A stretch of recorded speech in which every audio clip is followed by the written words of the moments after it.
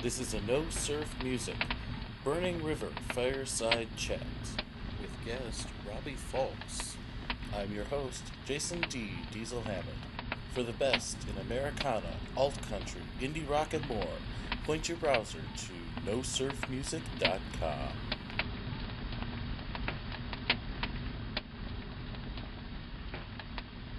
This is another edition of No Surf Music's Burning River Fireside Chats. This is your host, Jason D. Diesel Hammond, and joining me today is Robbie Fulks. How you doing today, sir? I'm doing great. Awesome. All right. Well, it's good to have you back in Cleveland. It's been a while, hasn't it? It's been, I don't know, 2-3 years, something like that. Okay. 2-3 years. I know the last time I saw you was actually, we're at the Beachland today, where you're going to be doing a show at the Tavern. But the last time I saw you was actually over on the ballroom side, and it was right after Revenge came out, I think. So that's been a good, 5 years or so, something like that? Boy, yeah, something, maybe longer. Yeah. Well, it's definitely been a while, so I'm glad to have you back here and supporting a brand new album. And what's the name of the album? Gone Away Backward. Okay, and we're definitely going to talk about that because it's an interesting one. But just so folks get an idea in case they don't know you, you have been a stalwart in the sort of alt-country Americana world for a long time. Your first solo album was 1996, right, with Country Love Songs? Yeah, that's right. Okay, and you started out with Bloodshots, and you've kind of been on again, off again, and you're back with them now for this album, right? Right, yeah. So, what do you think about sort of being back home with them? Has it been a good fit, and are you enjoying working with them again? Oh, yeah, I am. So far, so good. And, I mean, the record's only really been out a couple of weeks, so it's kind of a new thing. But we're all friends by now, and, we got to be friends in the 90s and never really fell out of touch. And so it doesn't really feel like... It's not really like going back to high school when you're 30, It's not that kind of deal. It's more like just, it's more continuous with what I've been doing than that. Okay, I got you. And I guess one of the things that you are most famous for is a real contempt for the way that country music has gone over the last couple of decades. And I think Bloodshot is one of the labels that kind of is standing against that, which might be why you're a good fit. But that whole thing is sort of exemplified in my mind by your song Fuck This Town, which is a personal favorite. I've always loved it. Thank you. And I'm actually going down to Nashville next week to work on a few stories. So can you just give us an idea, what is it about, the modern country scene that really gets in your craw? What is the problem that you see? Well, I can tell you what it was, but Okay. It's been quite a while since those days. I had a deal on Music Row from 93 to 98, I guess I worked down there on the row as a songwriter. And so in the midst of that was when, I did Fuck This Town that you're talking about. So that's quite a while ago, and I really haven't paid that much attention to it since being immersed in it. But at the time, what was going on was Garth Brooks had recently reached a great sales height of 14 million records with his record No Fences. And all of a sudden, just because of the way the industry works, that or any other, that was the new standard, not only in terms of sales, but in terms of style. So people were looking for stuff that reflected those themes, which were kind of, I don't know, to me, kind of quasi-feminist themes, songs about, songs for female audiences, which is what they thought was their core audience, were a little bit older and women. And so, for me as a songwriter, I came down there to write songs kind of with the themes that I like, which are drunkenness and despair and, the older themes, not all negative, but a lot of negative themes. And all of a sudden, negative themes were taboo, and it was all positive, and it was kind of mushy, and you could write, if you wrote a negative song, it'd be about a woman killing her husband and learning a positive life lesson or something. Okay. But it was just so totally not what I was about or interested in. And it was the sort of it was the reigning and only model for those years. After I left, Shania came along, and then after that, I'm not sure where it's at now, but it seems to me there are a lot more things that are sayable. When I was doing it, you could mention a woman's body parts, or at least, my bosses, told me that I should write about that, and you couldn't you couldn't sort of resolve a song without people learning a positive thing about how to live, all these bullshit things. And so nobody dies a drunk. They always end up in rehab, right? Yeah. But it seemed like after I left, like Shania Twain, I actually liked some of these fun and light and stupid, and I liked some of her stuff. And Toby Keith had stuff that he has just songs about bars and songs that are just kind of like in your face with their silliness and the earthiness or whatever. And that's some of the stuff that I like about country music. So it seems more open now. Okay.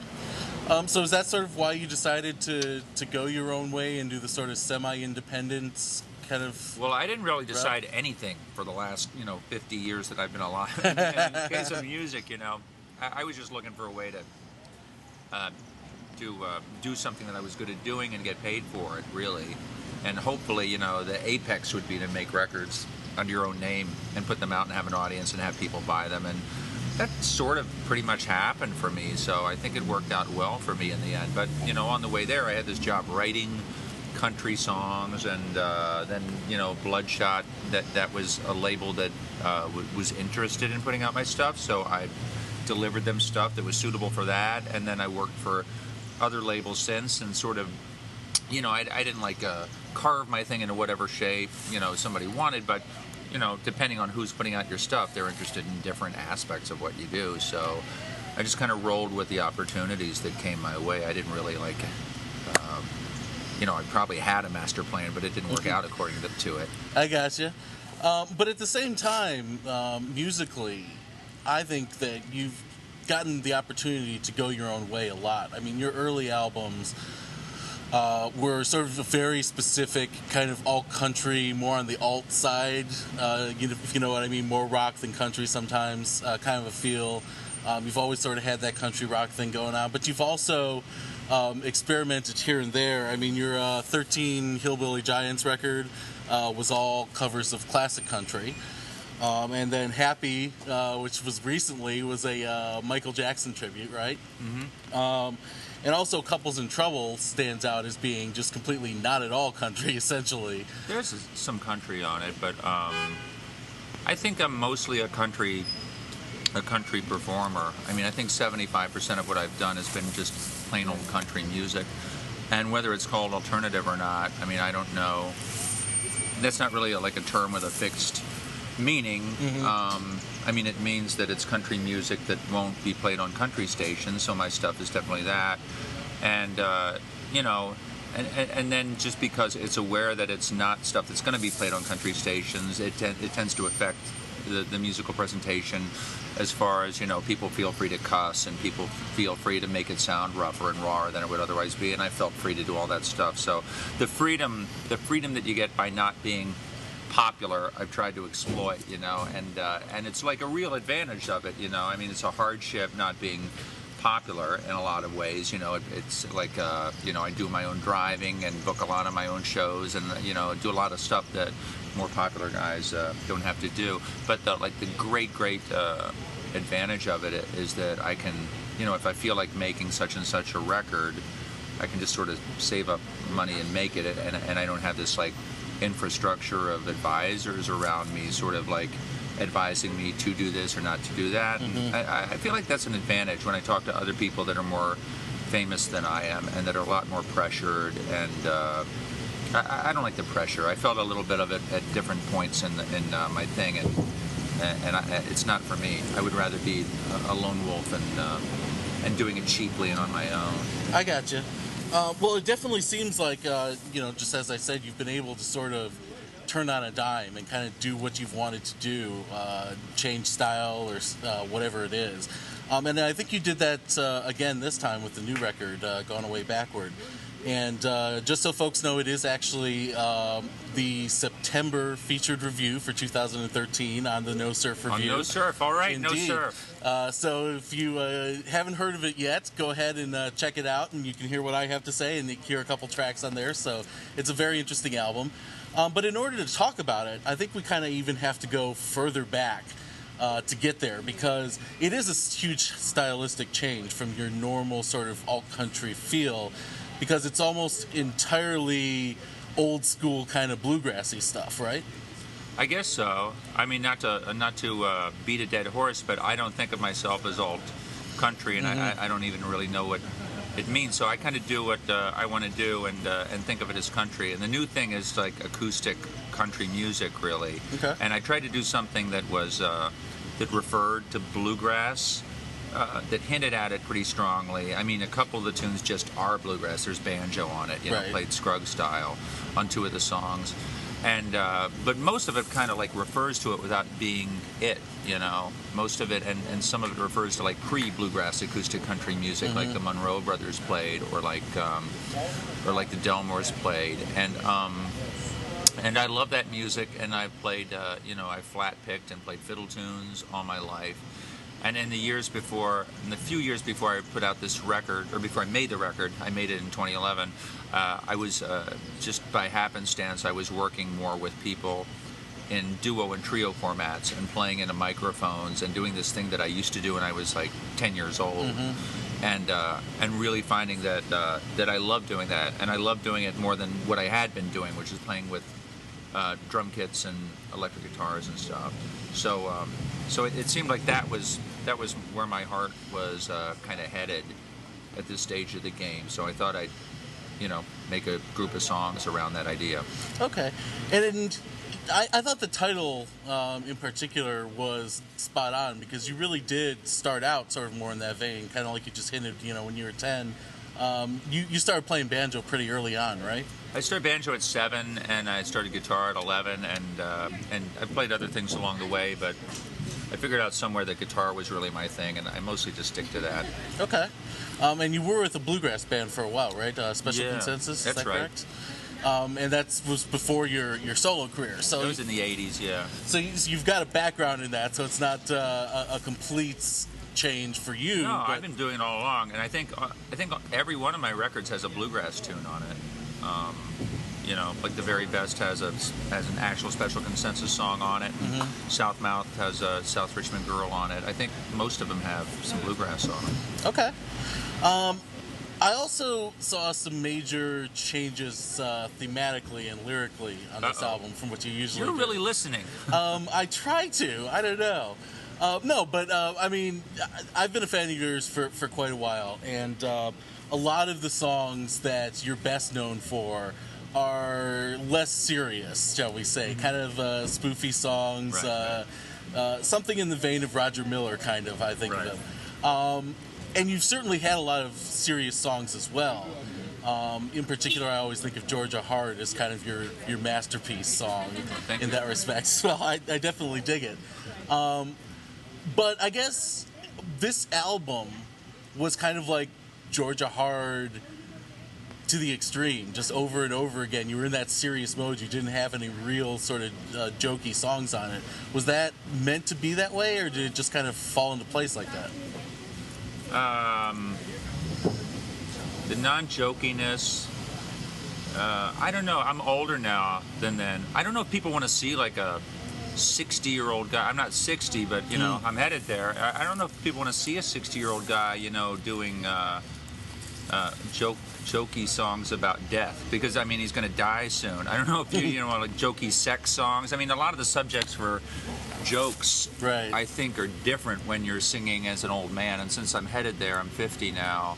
It seems like it's I don't know. I'm It's going a- to Take You Home and Make You Like Me works as a midlife crisis song, too. Oh yeah, I mean there's jokey songs on Georgia Hard for sure. Right. That was like 2005, and I don't know. I love writing like humorous songs. I don't think I'll ever stop doing it, but I definitely, there's definitely a self-censoring impulse now when it comes to performing them, because as you say, like I think I've been over recognized for that element of what I do. If there's 2 funny songs on a record out of 12, people will focus on that to the detriment of everything else, and it seems like it sort of bleeds into and stains all the other material on the record. He's a comic, he's a fucking cut up, and all of a sudden it's a cut up act when it's really not. So I mean, I think I can fashion a good, compelling record without any jokey material, and I guess I did try to do that on this new one. Yeah, well, I think you definitely accomplished it this time around. Although I do have to say, I mean, I totally get what you're saying there, but I think it's also a compliment to how good you are when you do those wittier songs, that they are the ones that stick in people's minds as well. You know? People either like them the best or hate them the most, and there's not a lot of in between on them, you know. But on the new one, I mean, there's a similar dynamic at work on the new one, because people either, depending on where they are in terms of liking country music or liking sort of something alternative to country music, they either there's a song on there called "That's Where I'm From." That's just kind of a heartfelt country song, and it's sentimental, even like almost maudlin in places. And so, you know, if people don't like plain old country music, they might like all the record except for that song.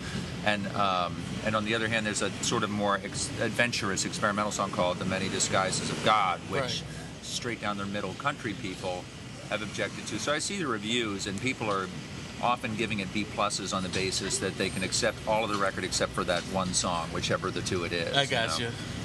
Well, that's kind of what happens when you go your own way, like we were talking before. I mean, you're never going to make anybody happy because you're trying to make yourself happy with what you're doing, right? I try to make the records coherent, and I try to think, like, what's from here to here, and where's A and where's point B, and, you know, so that the record has a consistent personality. So I think I might have failed in the case of this record, because it might go one song too far off the spectrum. Okay, well, I mean, I think you kind of captured sort of the two ends of the spectrum on the album pretty well there, but I actually think they fit together pretty well. I mean, you have to be an accepting listener, you have to not come to it with preconceptions, but I think if you do that, it all makes sense to me personally. Maybe I'm just as crazy as you are, who the hell knows, but that could be. Anything is possible. But let's talk about a couple more of the songs on the album, just to give people an idea. But before we do that, I think we do need to talk about the song Georgia Heart just a little bit, because I see that, like I said, as kind of a precursor to this album. So that was a sort of a semi-autobiographical song. Can you tell us how you got started writing that one? And you know, I think I was listening to a lot of Don Williams and stuff like that, 70s country music, and so I'm trying to get that gentle, loping kind of sound along with a gentle, rueful kind of a narrator, kind of that voice. And I don't know, autobiography is something that, like, you know, I've avoided in the past, and now I tend to exploit it more. I think if people sense that you're telling about, that you're using details from your own experience, that it hits a little harder sometimes, and I think maybe I can sing it a little bit better if those details are in there. So, you know, a lot of times, like in the case of that song, the framework will be kind of fictional. You know, it's a guy from Georgia, where I'm not from, and he's like, I think he's taking the bus up to the city to move, and he's working on a pecan plantation or something in Georgia. So all these things, like, I didn't do, but I did move to Chicago from the South, and I did follow a girl up there, and she did break up with me. So it's kind of like half and half, and hopefully it'll resonate more. Okay. Well, in that respect, I think I kind of see two songs in particular as being the successors to Georgia Heart on the new album. The first one is Sometimes the Grass is Really Greener, and that has a lot of the same autobiographical elements in it, right? It's almost too samey, yeah. I'm singing them both in my set this week and last, and I'm feeling the sameness of a couple of these songs. I mean, I put out like 12 records or something now, and it's, you know, out of 140 songs or whatever it is. There are a couple that kind of cover the same territory a little bit too much. But Grass is Really Greener, yeah, similar story. Guy he's a bluegrass musician. He leaves the farm in Virginia. He goes to New York. I mean, it's different cities, but it's kind of... Well, I think it's got that same migrants thing, but what's interesting to me is it's not a girl. It's not a romantic song. It's more about the musician part of you than the other part that you covered in Georgia Heart, the more personal stuff. Right. He gets his butt kicked by the music industry, and then he comes crawling back home. So it's got a little bit of fuck this down in there, too, I guess. A little bit of, yeah, fuck New York.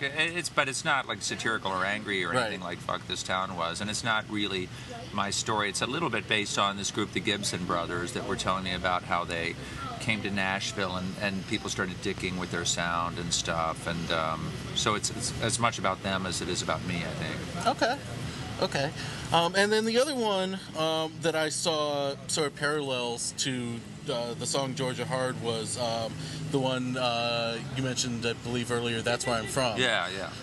Obviously, that one is sort of the same kind of a migrant's tale. I kind of saw, I guess, a little bit of Woody Guthrie feeling in there, kind of the Okie migration feeling, a little bit of sort of almost the Irish potato famine, kind of everybody's going to America kind of laments and all of that. But that's really about almost an economic transition as much as a geographical one, right? And about people sort of pulling themselves up and moving away from their roots. Yeah, it's a guy coming from rural poverty, like improving his lot, getting a good job. He ends up in the suburbs, he's raising kids, and all of a sudden he's looking back at where he came from, which he always kind of hated and felt scarred by. But he's actually looking back with a little bit of sweetness because his kids are kind of like divorced from his own reality. And, I read somebody writing about it say that it's too late he realizes that he is what he left behind. And I think that's a good way to sum it up. I thought that was like a pungent way to do it. And that theme is pretty personal for me because that's kind of what happened to me. And, we didn't grow up as poor as that guy in the song, but, the goat is from my family. So I put some details from our farm into it. And I'm not white collar. So the extremes in my life aren't as extreme as presented in that song, but the sort of basic story is the same. And I think that dislocated feeling that you get, at the time when I was a kid and we moved around every year, we were living in a different place, different small town or farmhouse, and then I just moved to the big city, and I've been there ever since I was old enough to be on my own. I just left, and Act 2 of the life begins there. And I was very happy to get away and happy to be self-sufficient, and I love cities. But yeah, at this age, it's funny that those memories kind of harden and attain a weirder prominence in middle age is what I'm finding. Maybe not for everybody, but there's a kind of a sad, like a sorrowful, dislocated feeling that I find. So I guess looking back then on your own childhood and where you got those experiences to write the song, what would it be that you feel like you missed the most from the South and that whole culture that you left behind? Well, I love visiting there. I mean, one of the greatest things to me about doing what I do and traveling a lot is that I get to return to those places that I love, Kentucky, Tennessee, North Carolina, the upland South, basically. I think it's just embedded in me more than any other part of the United States, and of course the music that I love the best comes from those places too. So that's what I love. I love the music. I love the weather. I love the kind of the laid back culture. People not getting in your face. Hey, fuck you, get out of the way, buddy. There's none of that down there. Right. They'll get drunk and hit you, I guess, but they won't. They won't be in a hurry to do it. They won't be in a hurry to hit you, right? They'll let you dig your grave a little deeper before they sock you. But yeah, I just kind of like the tempo of life and the music. Gotcha. Okay. And what do you see as the difference now moving forward in generations? You having lived in the city and making your life there. How do you think the experiences of children would differ from your early life, I guess? I think everybody seems a little bit richer now, despite the recession. Where I'm at, the kids are kind of I don't know. It's just a really different, video for one thing. It's something I'm always at odds with my kids. You're always trying to curtail their time. They're always drifting off into this imaginary land of shooting at prostitutes and foreigners on a big screen, and I can't relate to that at all. Things, I don't know, life seems kind of easier now for my kids, but maybe that's just because, like the guy in the song, that I'm providing more stupid, useless American luxuries for them. Okay. Well, I think that was definitely kind of the feeling that he had. So I figured that's sort of the feeling you had about your own kids in some ways. I had a lot of time just to be on my own. I think I was kind of a lonely kid. You know, I was an only kid for a lot of years, and I had a lot of, you know, I'm sure I had a lot of boredom, but I also had a lot of freedom to wander around, ride my bike, be alone, create imaginary landscapes, write songs, write poetry, write novels, get lost. I had imaginary friends that came and played with me, so I was kind of alone a lot, and you know, and that benefits you in a lot of ways. You know, it's strengthening the imagination, and I think it's a virtue to know how to be on your own. Okay. And I want to wrap up here because I know you gotta get going pretty soon. Yeah, I blabbed here all night. Oh, it's all good. I love it. Yeah. And I'm sure our listeners do as well. But I do want to touch on just a couple more songs real quick on the album to give people an idea. One I found really interesting was Long I Ride, which is kind of an up-tempo piece, but it's also sort of about the traveling musician. And I saw a lot of sort of kind of parallels to your life as well in that. Was that kind of at all an autobiographical idea on that one? Or it's the same. It's like half and half, you know. And I mean, when I set these songs, I try to set them either in places that I've lived, if possible, or at least places that I've been. And even though I've got, you know, a song set in parts of Ireland and Idaho where I actually have spent no time, like that's just a couple of things that I've written. But most, they tend to be places I've been. So the guy in that song is in Houston, and then he's in Brooklyn. And you know, he mentions Norfolk, and he where else? I think that might be it. I think specifically, maybe, yeah.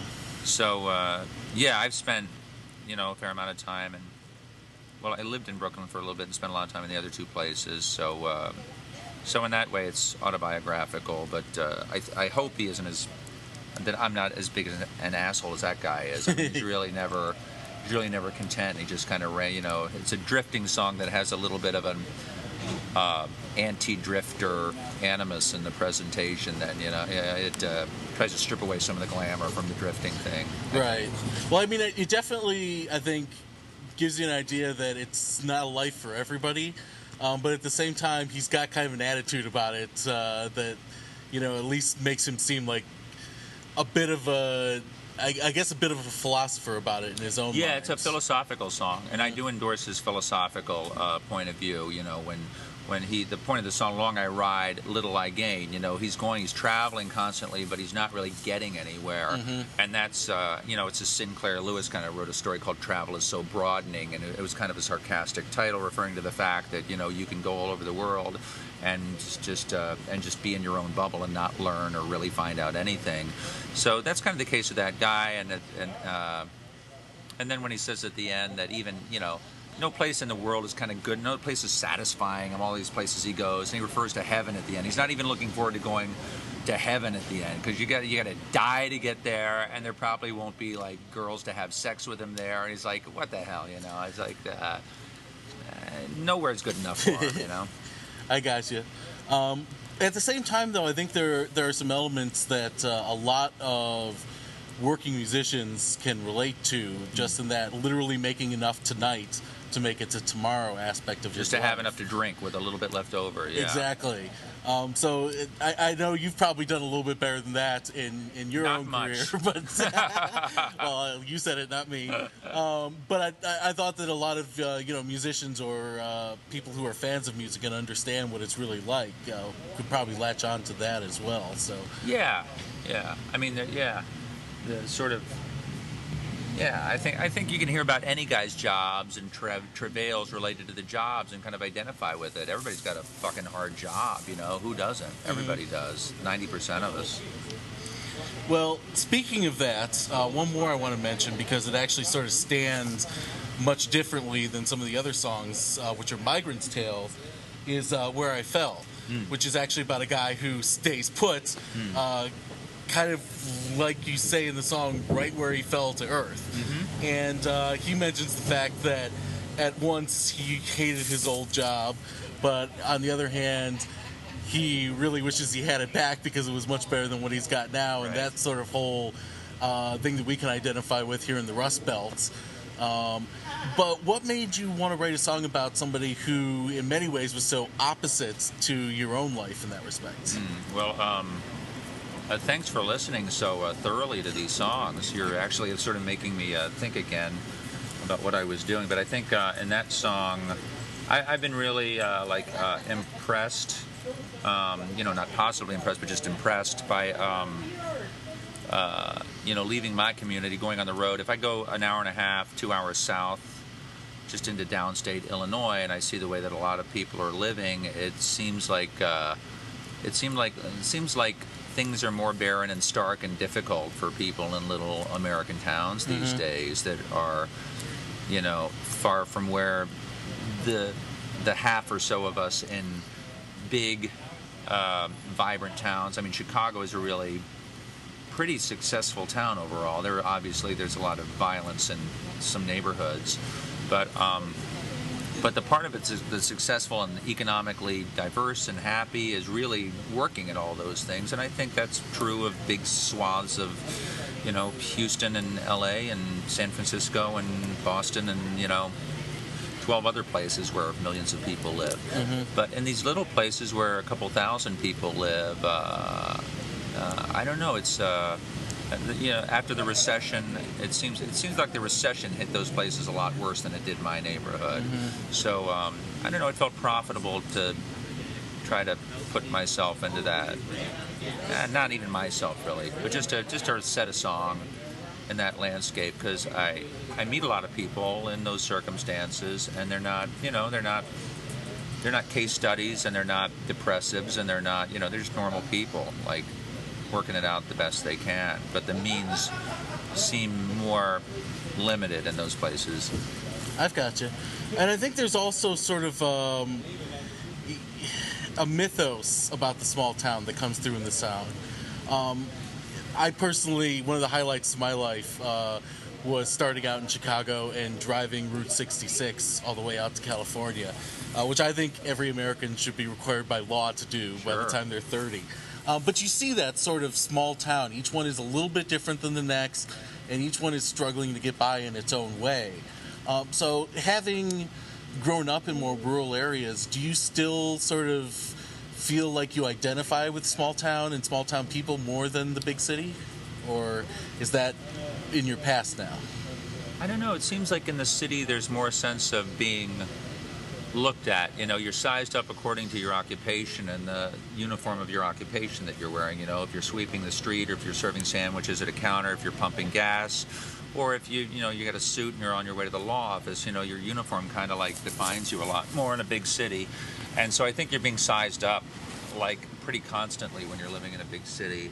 I feel comfortable in both places, but it kind of feels more like gone away backward, more like going home and being among the kind that I grew up with, I guess, when I go to these places to play and just hang out with people in a little bar and find out what's cooking with them. I love doing it, and I hope not as a Charles Kuralt, reporter taking notes on their thing, but that's kind of what it turns out to be, when you make songs about them. You're kind of like eavesdropping on their situations and fictionalizing them and using them in a way. Right. Well, I've always felt that if William Shakespeare were alive today, he'd be sitting in a mall just watching people. I think when you are a writer, everybody you run into is a little part of a character, so I can definitely, appreciate that. But just to wrap up here, I want to kind of open it up to you. As far as Gone Away Backward, is there anything else you think people really should know about it, or any other song that you're particularly proud of that you want to tout, or anything like that? No, I mean, we haven't talked about the musicians on it, and I would just want to say that there's 4 of them besides me. Their names are Robbie Gerso, Jenny Scheinman, Ron Spears, and Mike Bubb. And I was fans of all of those guys before calling them and asking them to come do the project. And I've been really, close to Robbie for 20-some years now, working with him a lot and performing with him, and Jenny for several years as well. And the other 2 just kind of like fans of what they do more than I was just merest acquaintances with both of them. And so that's a really fun part of doing a record, is just casting it. I always love thinking, like, who would play the drums the best on this, or who would play the fiddle best on this, and so I like the idea that each one of those people sort of sang. Every one of them's a good singer, and every one of them plays more than one instrument pretty well, and so there was a lot of potential for not just having mandolin on a song, but like, who's going to play the mandolin? Like, what does it sound like when you play it or you play it? That happened on the record. And the bassist also played the banjo, so he'd put down the bass, pick up the banjo. Another guy would pick up the bass, and we could do it. Nice. We could do it all in and amongst us. And that's kind of a luxury you don't get very often these days. It was awesome, yeah. And so we could do everything live too. If we wanted a banjo, we didn't have to overdub it. So it's great doing a record without overdubs. Very cool, very cool. Well, I think you did a great job on your selections there, I have to say, because one of the things I definitely mentioned in the review is that I thought the musicianship was superb on the whole album, the whole way through. And don't undercut your own guitar work too, because there's a lot of great stuff in there. Oh, I'm not. As well. Surely wouldn't want to do that. But yeah, I definitely want to say, for anybody who hasn't heard Gone Away Backward yet, it is definitely an album that's worth checking out, especially if you like sort of that older sound music. Like Robbie said, it's not strictly bluegrass or anything, but it definitely has that feel in it. Definitely, all of our listeners, if they get a chance, check out Robbie's new album. It's really worth your time, and I think that you'll put it on a lot of your playlists and listen quite frequently. So I really want to thank you, Robbie, for joining us today. Yeah, man. Thanks, Diesel. It's definitely great. No, it's been a pleasure. Absolutely. Well, I divulged more than I meant to. Oh, well. I'm hoping nobody will hear this. Yeah, well, we're a small website, so probably nobody will. No, but hopefully you had a good time. We want to thank you again. And I'm really looking forward to the show, because, like I said, it's been a good 5 years at least since I've seen you live. So we're going to go in there and listen to you rock some. Cool? All right. Good. And this is your host, Jason D. Diesel HAMAD. This has been another edition of No Surf Music's Burning River Fireside Chats. And we're going to go listen to some great tunes. See y'all. This has been a No Surf Music Burning River Fireside Chat. This is your host, Jason D. Diesel HAMAD, signing off. Remember, No Surf Music is your source for the best in Americana, alt-country, indie rock, and more. For original reviews and interviews, visit nosurfmusic.com.